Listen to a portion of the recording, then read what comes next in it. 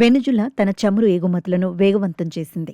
ఇందులో భాగంగా భారత్కు భారీగా చమురు పంపేందుకు సిద్ధమైనట్లు తెలుస్తోంది.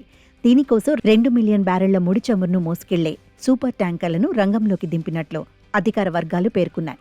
అమెరికాతో ఒప్పందం తర్వాత వెనుజులా చమురు వాణిజ్యంలో కీలక మార్పులు చోటు చేసుకున్నాయని అంతర్జాతీయ మీడియా కథనాలు వెల్లడించాయి.